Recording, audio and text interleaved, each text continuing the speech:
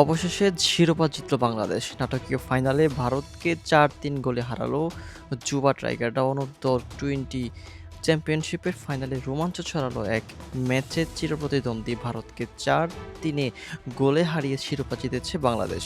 শুরু থেকে শেষ পর্যন্ত দারুণ আক্রমণাত্মক ফুটবল খেলে জয় তুলে নেয় লাল সবুজের প্রতিনিধিরা। ম্যাচের শুরুতেই চমক দেখায় বাংলাদেশ। দ্রুত আক্রমণে ওঠে প্রতিপক্ষের রঙ্গন ভেঙে নতুন করে প্রথম গোল আদায় করে নেয় তারা। তবে পিছিয়ে পড়েও দমে যায়নি ভারত। কয়েক মিনিটের ব্যবধানে সমতা ফেরার চেষ্টা করেন তারা।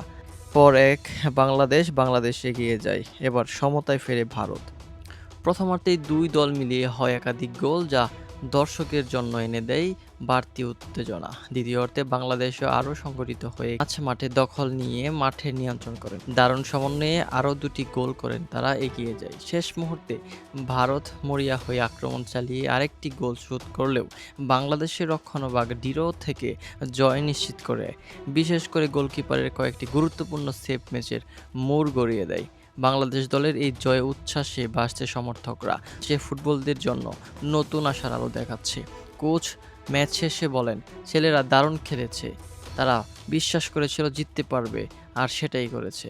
জয়ের মাধ্যমে অনূর্ধ্ব-20 পর্যায়ে নিজেদের শক্ত অবস্থান প্রমাণ করল বাংলাদেশ।